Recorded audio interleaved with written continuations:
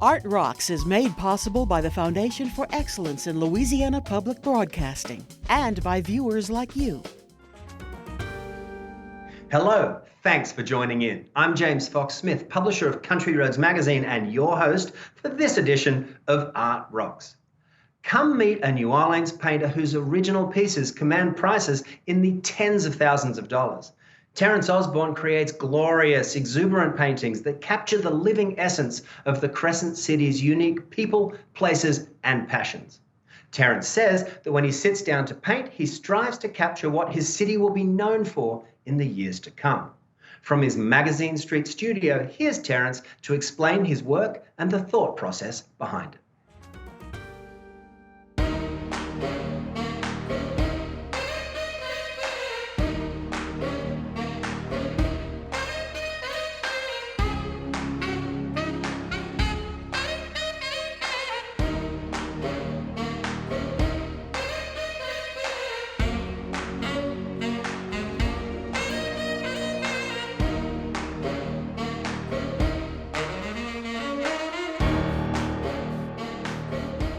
I'm 1 of 5. We used to play under our house, these shotgun houses.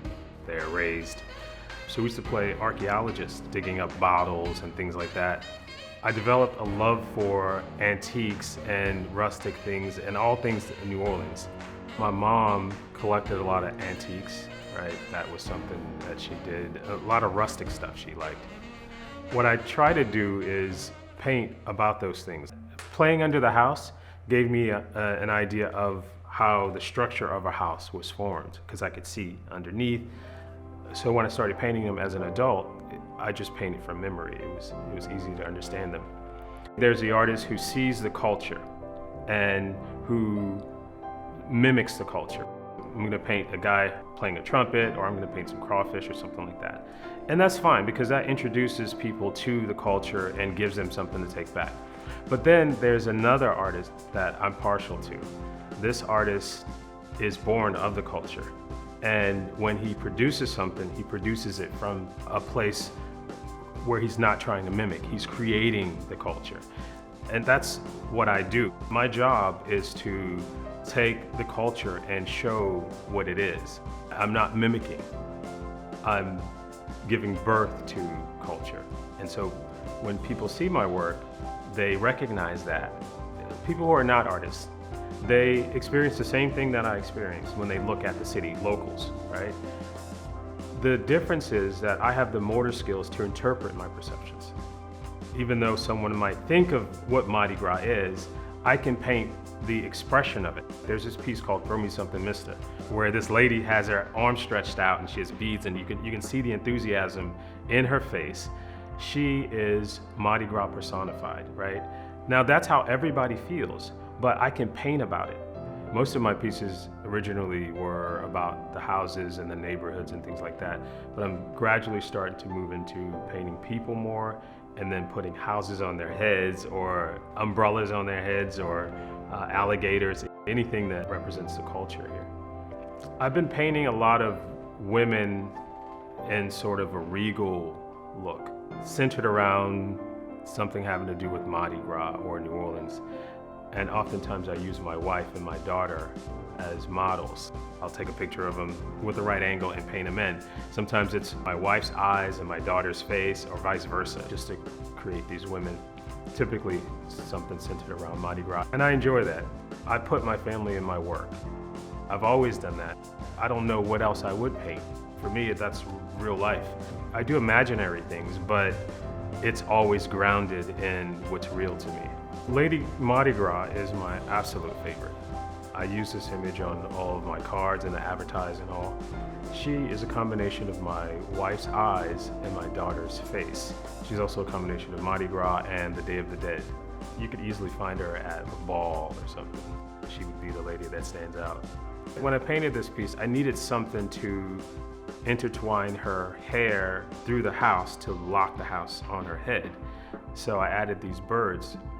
Then I added the cat because I tend to add something that doesn't belong, because birds and cats don't really get along, to give it contrast.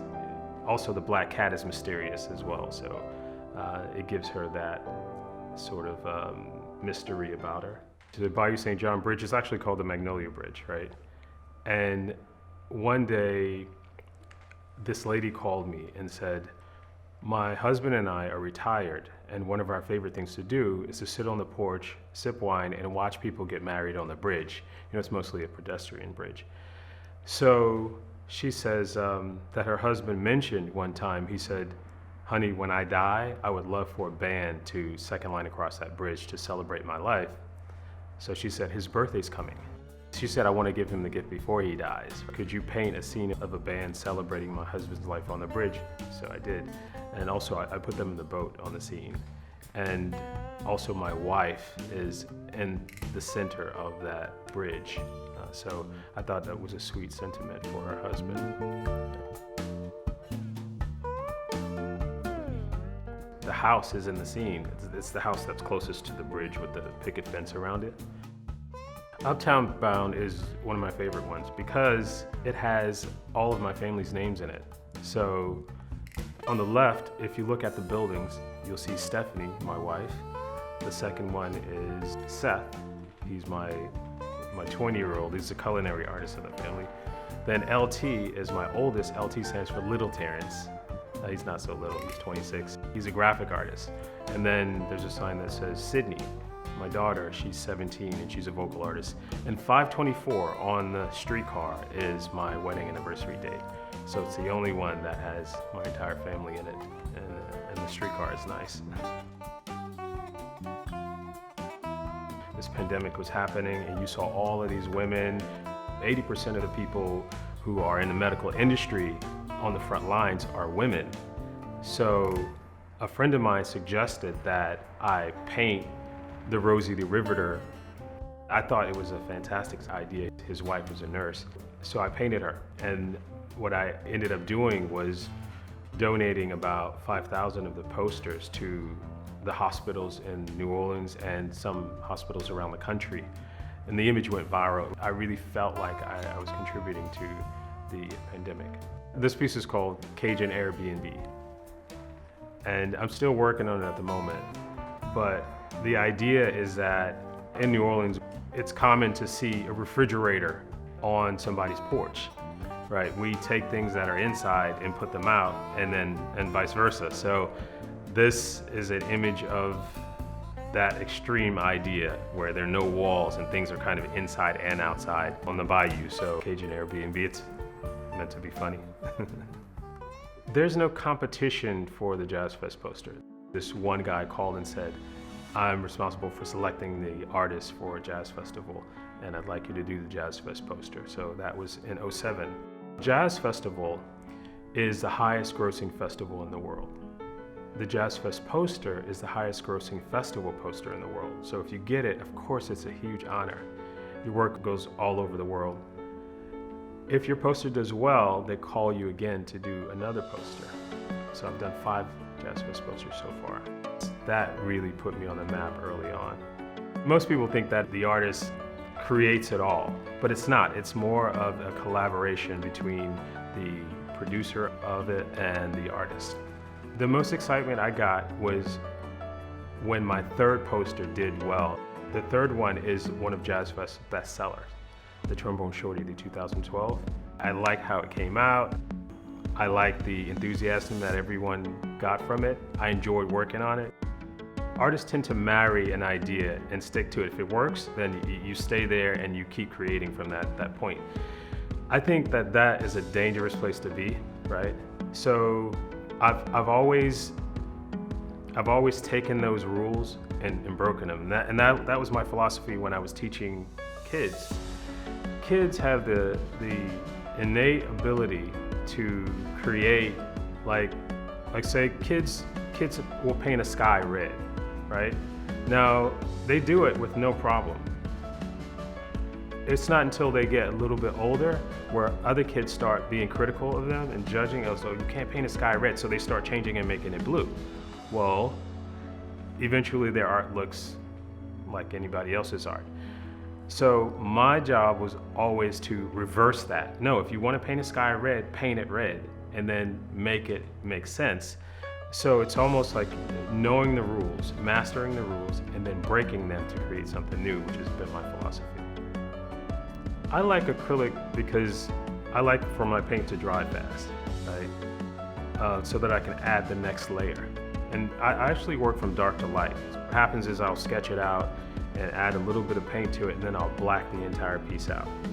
Then I start adding color on top of that, because it's almost like as if you're in a completely dark room, and then there's a dial where you turn the light up very slowly to a point where you're comfortable. That's what it's like for me.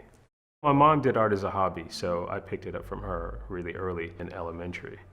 And then by the time I made it to middle school, I was in a program called TAV, Talented Arts Visual, where a practicing professional artist would come and pull me out of class, work with me for about an hour, and then put me back in class. I met what I considered a real artist at that time. After middle school, went to NOCA. NOCA is New Orleans Center for Creative Arts. Now this is an excellent school. You'll often hear someone who graduated from NOCA say that they learned more at NOCA than they did when they got to college.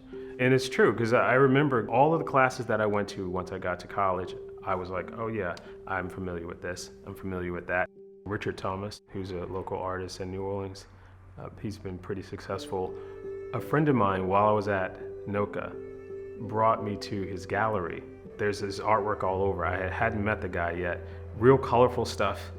And so this black guy comes out from the back and he introduces me to him, and he's the artist. I didn't expect it to be a black guy. You meet artists, but you don't meet gallery owners, and they're black.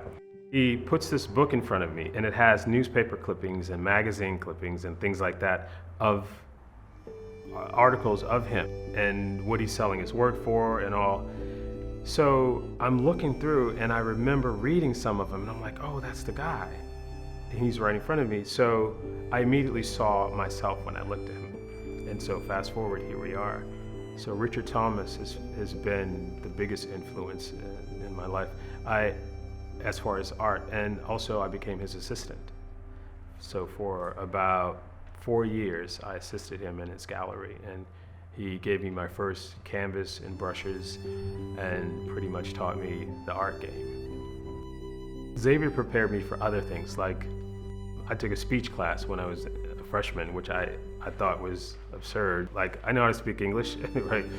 But what I learned by being in that class, like writing speeches and then getting up in front of the students and having to do a speech in front of that was a lot of pressure, and a lot of those things I use today when I have to do speeches. So Xavier gave me more of the content of my work.